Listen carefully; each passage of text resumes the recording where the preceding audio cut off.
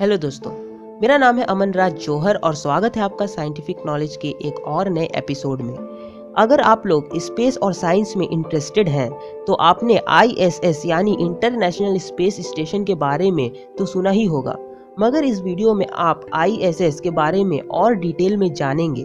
साथ ही अगर आप बगैर स्पेस में गए ISS को नंगी आंखों से देखना चाहते हैं तो बने रहें हमारे साथ इस वीडियो के अंत तक। ISS यानी इंटरनेशनल स्पेस स्टेशन एक हैबिटेबल आर्टिफिशियल सैटेलाइट है जो कि लो अर्थ ऑर्बिट में मौजूद है। ISS प्रोग्राम 5 स्पेस एजेंसीज का एक जॉइंट प्रोजेक्ट है जिसमें नासा, रॉसकॉस्मोस, JAXA, ESA और CSA शामिल है। ISS को एक लेबोरेटरी के जैसे इस्तेमाल में लाया जाता है जहां क्रू मेंबर्स माइक्रोग्रेविटी और स्पेस इन्वायरमेंट में biology, human biology, physics, astronomy, meteorology और दूसरे कई फील्ड्स के एक्सपेरिमेंट्स करते हैं। साथ ही इसे बनाने का मकसद फ्यूचर में मून और मार्स पर होने वाले मिशंस के दौरान इसे काम में लाना भी है। ISS अर्थ को तकरीबन 400 किलोमीटर की ऊंचाई से ऑर्बिट करता है, वो भी 27,000 किलोमीटर पर आवर की स्पीड से। ये हर 92 मिनट में अर्थ का एक ऑर्बिट पूरा कर लेता है। साथ ही ये हर दिन अर्थ को 15 बार ऑर्बिट करता है। ISS का पहला कंपोनेंट 1998 में रशिया के जरिए लॉन्च किया गया था। तब से लेकर अब तक इसमें कुल 16 प्रेशराइज्ड मॉड्यूल्स बनाए जा चुके हैं। अभी स्पेस स्टेशन को स्पेस में 19 साल 357 दिन हो चुके हैं। ISS को हम 2 हिस्सों में डिवाइड कर सकते हैं। पहला हिस्सा ROS यानी रशियन ऑर्बिटल सेगमेंट जिसे रशिया ऑपरेट करता है, और दूसरा हिस्सा USOS यानी यूनाइटेड स्टेट्स ऑर्बिटल सेगमेंट।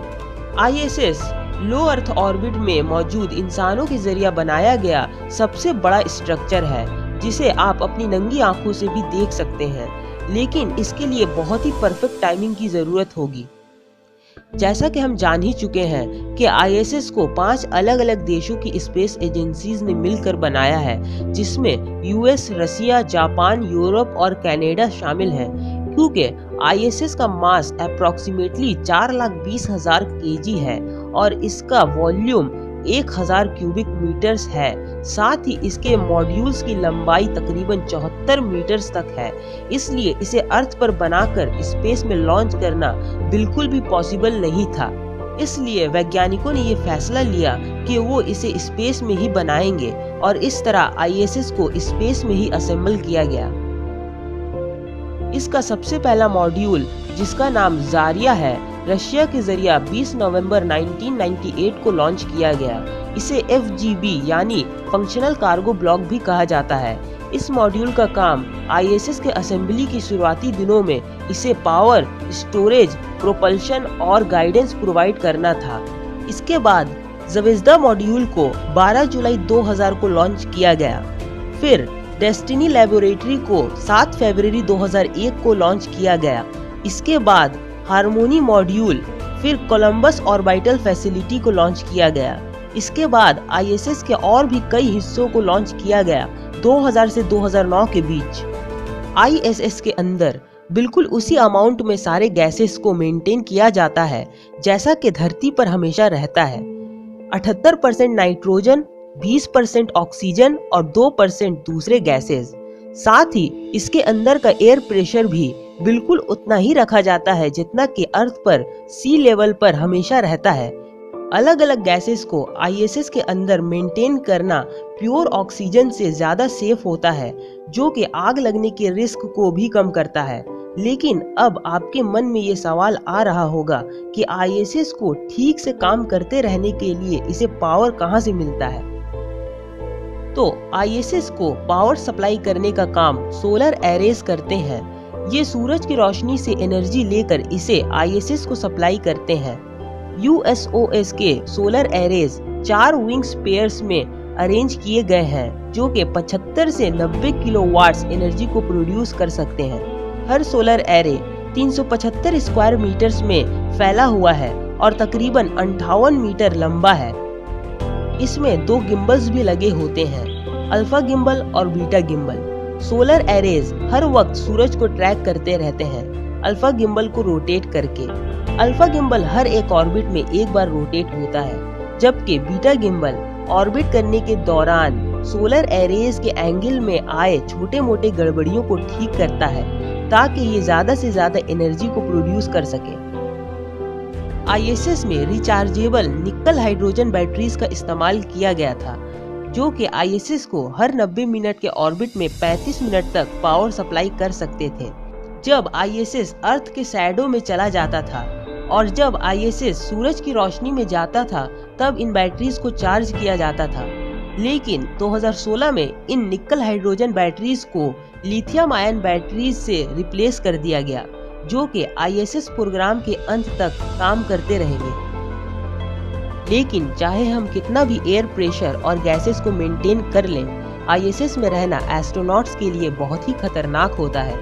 12 अप्रैल 2019 को नासा ने एक मेडिकल रिपोर्ट पेश किया, एस्ट्रोनॉट ट्विन स्टडी के नाम से, जिसमें स्कॉट और मार्क कैली, जो कि 2 ट्विंस थे, इन्हें शामिल किया गया। स्कॉट को तकरीबन 1 साल तक ISS में रखा गया, जबकि मार्क ने उतना ही समय धरती पर गुजारा और नतीजा चौंका देने वाला था। जब स्कॉट वापस धरती पर आए तो रेडिएशन की वजह से इनके जीन और क्रोमोसोम्स में काफी बदलाव देखने को मिला, जिससे हमें ये पता चलता है कि रेडिएशन हमारे शरीर के लिए कितना खतरनाक साबित हो सकता है और फ्यूचर में मार्स पर होने वाले मिशंस में हमें और किन किन चीजों पर खास ध्यान देना होगा, ये भी पता चलता है। साथ ही सूरज से आने वाले खतरनाक रेडिएशंस भी ISS में रहने वाले एस्ट्रोनॉट्स के लिए एक बड़ी मुसीबत बने रहते हैं। अर्थ के मैग्नेटिक फील्ड्स की वजह से सोलर विंड्स काफी हद तक रुक जाते हैं, लेकिन फिर भी सोलर विंड्स क्रू के लिए एक बहुत बड़ा खतरा है। 2005 में एक X3 क्लास के सोलर फ्लेयर की वजह से ISS के क्रू को ROS के एक हेवीली शील्डेड पार्ट में अपने आप को बंद करना पड़ा था, जो कि इसी काम के लिए डिजाइन किया गया था। तो क्या आप भी ISS को अपनी आंखों से देखना चाहते हैं? तो आइए जानते हैं कि कैसे हम ISS को अपनी नंगी आंखों से देख सकते हैं। इसके लिए आपको एक ऐप अपने फोन में इंस्टॉल करना होगा, जिसका लिंक आपको डिस्क्रिप्शन में मिल जाएगा। इस ऐप में आप ISS के लोकेशन को देख सकते हैं और जब ये आपके लोकेशन के ऊपर से गुजरेगा तब आप इसे देख सकते हैं, लेकिन सिर्फ शाम को सूरज डूबने के कुछ घंटे बाद तक और सुबह को सूरज निकलने के कुछ घंटे पहले तक, जब आसमान में ज्यादा रोशनी ना हो, लेकिन सूरज की रोशनी ISS से रिफ्लेक्ट होकर अर्थ के सरफेस तक आ सके। वैसे न्यू दिल्ली में ISS अगली बार 25 अप्रैल को सुबह 4:07 AM पर दिखेगा साउथ ईस्ट डायरेक्शन में।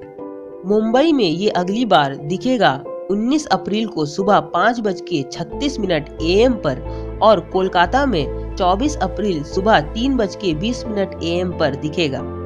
तो आज की इस एपिसोड में बस इतना ही। अगर आपको ये वीडियो पसंद आया तो इसे लाइक करें, साथ ही अपने दोस्तों में शेयर करें और अगर आपने अब तक हमारे चैनल साइंटिफिक नॉलेज को सब्सक्राइब नहीं किया है तो इसे जल्द से जल्द सब्सक्राइब कर लें। साथ ही बेल आइकन को प्रेस करना बिल्कुल ना भूलें। साथ ही इसके अलावा आप हमारे फेसबुक पेज को भी लाइक कर सकते हैं।